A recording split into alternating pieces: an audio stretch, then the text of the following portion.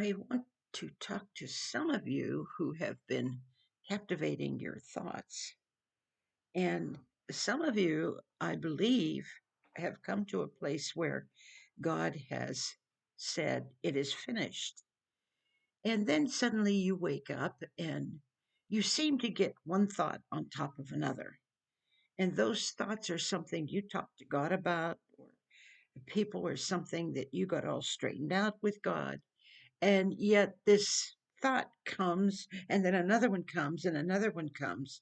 And it seems like God, it acts like God, but it isn't God.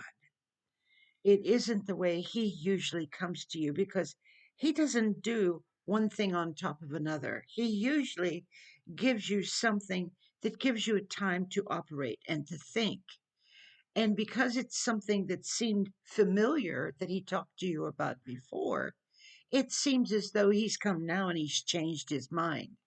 And if it's concerning another person, what the enemy wants to do with you is confuse you. That's why one on top of another. And what he wants to do is cause you to be so confused that you will go down the rabbit hole trying to search out why God has given you this thought, and then on top of that, this thought and that thought. And so he has you going down all these different rabbit holes, wasting your time, because God had already revealed to you that he was finished with that. This kind of thing wouldn't be coming to you if God was not already finished with the way he had taught you to captivate all of your thoughts. There is so much more to these things. And some of them I will be writing in a book, because he's speaking to me about them now. And, because that is a spirit of confusion. Confusion is very different than the delusion that God talks about. And confusion is when you go here, here, here, here, and and it's like this. It wants to mix you up. It wants to, and all you have to do is believe that God did the job. God revealed to you that He did the job, and that it is finished. So you don't have to go back and try to pick up this, and you don't have to go back and try to pick up that, or work with this, because he already took you there. So the problem was already settled. Everything between you and God was settled. And because of that, uh, the enemy doesn't like the fact that you got it settled. So he will, in a lot of times, he will bring things to you either when you're first falling asleep or when you are waking up, because those two times your mind and everything else are a little bit, I wouldn't say weak, but they're in a place where you have to captivate them and bring them back to where God is with you. And you can do that in seconds. You don't have to do that by what you do, by praying, by pleading the blood, by you just bring it back, but saying, "No, I'm not going there. God did not teach me that." You don't have to say anything except no, and then allow God to take you back to where you belong. Because when you look up and you trust Him, He will take you back to where you belong. And you don't have to chase down rabbit holes. You don't have to go into confusion. You don't have to go and think, well, maybe I learned the wrong way. Maybe I didn't do it right. Believe me, how wrong can you be when you allow God to captivate your thinking? How wrong can you be when God comes to you and reveals every thought, and you sit down and work with Him? How wrong? How deceptive is that? Deception is something that takes you down rabbit holes, chasing. You'll chase after what this one thinks. You'll chase after what that one's doing. You'll chase after this. Those are chasing rabbit holes of things and people that you have no business being with, that are that actually is minding their business. What do you care what so and so thinks? What do you care what so and so's doing? It's truly none of your business. So don't go down those rabbit holes. Your business is between you and God, and then the people that you live with, which is your family, and then after that, everything else. But your business is not minding the neighbor's business, the friend's business. It isn't. If God cannot come to you and speak good of them, He won't tell you anything. Believe you me, he'll take my neighbors for instance. Every time I think of them, God gives me something good about them, and then it makes me smile because I have nice neighbors. I have nice friends. The friend over here, the neighbor over here. I rarely ever see them, and that is probably because people work and but the wonderful thing about it is like I was outside the other day with my dog, and my dog was by the mailbox, which is very close to the road, and she didn't listen to me when I called, so I came out to go get her. And when I did that, uh, the the truck pulled out right next door to me and went very slow, realizing that dog could burst onto the road any time. And so, as I that neighbor watched me go to my dog, they stopped right in front of my driveway, right next to my mailbox, and would not go another step until they were positive I had my dog under control. Now, to me, that is an act of kindness, which proves what I said about all my neighbors. This is the way they are. They don't plot and plan and hate and devious. They don't do none of that. I feel in the spirit such a peace with all of them. It is just a phenomenal way to think, especially from the where I came from. There was so much oppression of people plotting and planning and doing evil that you couldn't have that perfection of peace when you thought about them. But here I am. I looked at the person in the truck. I couldn't, of course, see them clearly, but they had their window rolled down, and I thanked them, and you could hear them say, uh, "You're welcome, ma'am." That is so kind. These people are just plain kind. They're gracious, they're understanding, I think about the 91-year-old woman that lives across the street, and every time I think about her I think, oh, I want to go see her, but I have not been able to, and I can't tell when she's out there and when she's not. Sure enough, as soon as I'm thinking about her, she comes knocking on that door. And that sweet, kind lady. My dog just loves her, just falls all over her. And she doesn't stay very long. She might stay for 10 or 15 minutes, just long enough to talk to me and my husband. And you could see that she will hug you before she leaves. She's just a kind, gracious woman. And I have this other one over here that has two sons. I think it's two, maybe more. I don't know. But her and her husband are just dear, sweet individuals. Kind, so kind. And they've come over here and sat down for maybe 10 or 15 minutes, and we enjoyed talking to them. And you can tell the young man enjoyed talking to elderly people because some young people realize the value of talking to the older people that experience things they never experienced before. My husband has always been like that. He loved to sit down and talk in different places to older people that had experiences that he never had. And that is just wonderful.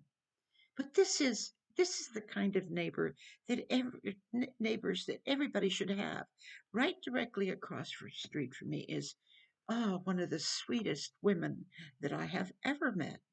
and she's a hairdresser, and and she is just so kind. There's not a time that I couldn't call her and ask her anything. And if I had a need for appointment for my hair or whatever, how do you find these people? How does God bless you so much that He puts you smack dab in the middle of kind people after being for what, 20 years, smack dab in the middle with gossipers, liars, evil people who will not listen to God, who sit down and go to their sing along on Sunday and do evil with their mouth all week long and lie, and the lies grow one after another until there's no way that you could possibly reach any of them for the gospel because they all have it. They all are able, and that's fine. That's between them and God. That's not between me and them. And I don't hate them. I'm not against them. But it is not wrong to mention that these people are not kind. These people need a good dose of the Spirit of the Lord to teach them what kindness is. You can tell, how a person is. It even comes natural to them. My neighbors, it comes natural to them to be the way they are. And that is what I love. You can feel it. It's their second nature. They're not willfully, if they have any problems and stuff, I don't know about it. But I will tell you, they have none with me, and that makes me feel good. Uh, I don't know how I got on that subject except to say, when you live somewhere that is very oppressive, it's in the air. You can't mistake it. You will wake up and you will feel it, and you will take it upon yourself as your own. And you'll be striving towards God. You'll be striving to do the right thing, and you'll go to sleep and you'll feel everything is all right, and God will bless you. And then you wake up, and all of this oppression and all of these lies come. Now, just like I was telling you that a confusion can come also. Confusion will bring one thought on top of the other and claim to be God. Don't go there. Just say no. And remember how He put you to sleep. Remember all the good times with God. He says, whatsoever is good, whatsoever is kind, whatsoever is lovely, think on these things. This is why I talk about my neighbors. This is why I say they're kind. Good things happen. And there are lovely people. The one further down the block from my elderly neighbor. Uh, she's a very kind person, and she cleans houses for people. And her husband have invited me into their home, and they are kind and gracious people. And I think that is just wonderful. Of course, I cannot go and sit down in everybody's home and be with them. But on the day that I came there, they were very, very kind. And one even came to meet my husband. That was just so nice. And then up the block here, there was another young man that said that his wife saw me on YouTube and that she sent him to my door. And you can hear their kids out there playing. And if there is anything in life that my husband and I enjoy, is to hear the voice out there of people enjoying themselves. To hear the children out here that play basketball and those out here that are down the block playing. That is life. Oh, hallelujah. That is life. To see children enjoying life, that makes you feel real good when you get older. I don't know why it does, but it sure does. It just makes you feel good all over to see people who young people, and there's people passing here all the time, and There is one little girl that I met that I'm telling you to this day I pray for her. She is just the dearest, sweetest, and I'll never forget her name. And I hope no one minds me saying it, but I will say it. Her name. Her name was Brooklyn. I never met a Brooklyn before, but she's a beautiful little 12 or 13-year-old girl that just has a little brother, and she was just the sweetest, kindest person. And you could see it. It came from her mother. Her mother was just a sweet person. And they lived over here. I haven't seen them for a while, but I'll tell you, the next time they come, I hope they visit on the porch again. Uh, so you can sit down and you can think, this is an older person talking about things and people that have no interest to you. I've got news for you. The interest should be very great, for it tells you how God works with people, how He works with you, how He operates in your neighborhood, what He's thinking and what He's feeling and what He likes and what He doesn't like, what He wants for you. And so, like I said, you may be one of the ones that wake up oppressed. Rebuke it. Don't go there. Don't. And when you feel oppressed, the temptation to think it's coming from so and so, it's coming, don't mind their business. That's their business. If they want to do that, you know what God does? He lets them go to reprobate. If they insist, you see, there is a difference between confusion. The enemy will cause confusion so that you can't follow God. But the Lord will send strong delusion to people because they love the lie. They don't love the truth. And so these, you don't want to be deluded in insisting on God called you to this one. God called you to mind the business of that one, because He did not. He called you to mind the business here and here and here and keep you here. That's the first business He called you to. The second business is what you do with your family. He called you to always be in the Spirit. What you do with your children, what you do with your husband, what you do with your wife, that's all a call. It's a call of God. It is something that you have to recognize that God will give you the utmost wisdom with all of it. You see, God never calls you to anything that He doesn't equip you with. He equips you with the power to be a good mother. He equips you with the power to be a good father. He equips you with the power to answer the call of being a good neighbor, being a good friend. There are some people, like he said, that even have the gift of helps. That some people you'll find out that will call you just to help you. So all of these things, and when I stop to think about it, is we're talking about neighborhoods, we're talking about friends, we're talking about family, we're talking about the things that you need to know and understand how God sees it all, how God operates with it, what He will do and what He won't do.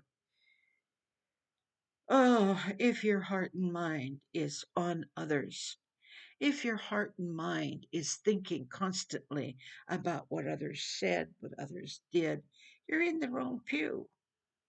You say, well, God called me to know what's going on in the nation. Well, I believe He does.